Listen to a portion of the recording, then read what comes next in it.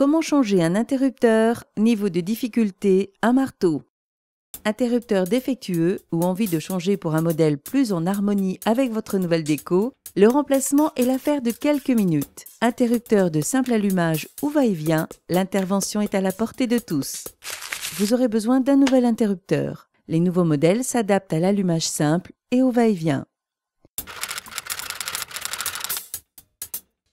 Munissez-vous d'un tournevis d'électricien, d'une pince coupante et d'une pince à dénuder. Avant de commencer, mettez le coupe-circuit ou le disjoncteur divisionnaire protégeant la ligne en position d'arrêt. La façade.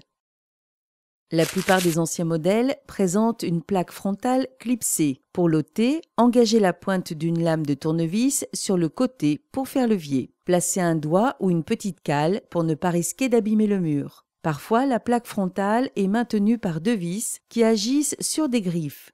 Après avoir desserré de quelques tours, c'est l'ensemble de l'interrupteur qui sort de son logement d'encastrement. Il existe aussi des modèles d'interrupteurs qui proposent les deux possibilités de fixation à griffes, solidarisant le corps de l'interrupteur au boîtier d'encastrement. L'interrupteur. Quoi qu'il en soit, il faut démonter le corps de l'interrupteur pour l'extraire du boîtier d'encastrement et accéder aux connexions. Les interrupteurs en saillie sont souvent constitués d'une platine vissée au mur avec le corps de l'interrupteur fixé dessus et d'un capot clipsé. Les branchements. Pour un interrupteur à simple allumage, le neutre allant directement à l'ampoule, c'est la phase qui va du tableau à l'interrupteur, puis repart vers l'ampoule. Pour un va-et-vient, le neutre allant directement à l'ampoule, les deux interrupteurs concernés sont reliés entre eux par des navettes, souvent réalisées en fil violet. La phase va du tableau au premier interrupteur, puis du second interrupteur jusqu'à l'ampoule. Dans les deux cas, il faut ramener un fil de terre au point lumineux. Les interrupteurs d'éclairage ne se raccordent pas à la terre. Cette obligation concerne essentiellement les luminaires de classe 2. Déconnexion. Comme les nouvelles connexions rapides demandent un conducteur cuivre en parfait état, inutile de dévisser les fils, couper net à la pince au ras du gainage isolant.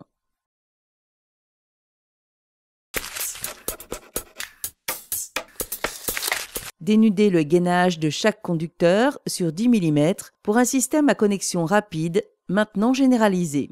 Connexion simple allumage. Les nouveaux interrupteurs permettent le plus souvent une utilisation en simple allumage ou en va-et-vient et possèdent pour cela plusieurs points de connexion. Pour un simple allumage, présentez l'arrière de l'interrupteur et enfoncez le fil rouge de phase dans le bornier marqué L. Engagez ensuite le fil orange de retour d'éclairage dans le bornier marqué 1. Connexion va-et-vient. Pour un va-et-vient, au premier interrupteur, vous devez brancher la phase sur le L. Ensuite, raccordez les navettes sur les bornes 1 et 2.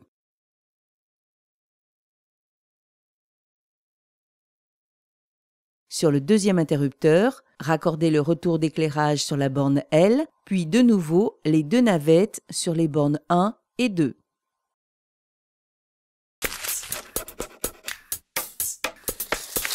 Engagez la platine d'interrupteur avec son mécanisme dans le boîtier d'encastrement en prenant soin de bien placer les fils. Fixez la platine au boîtier avec les deux vis et vérifiez le niveau avant de serrer.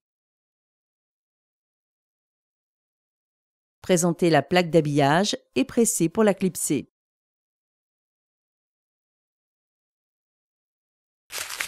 On peut encore poser des interrupteurs à griffes pour des remplacements ponctuels, mais la norme NFC 1500 les interdit désormais dans la construction neuve et la grosse rénovation. Il ne vous reste plus qu'à remettre le courant pour profiter de votre nouvel interrupteur.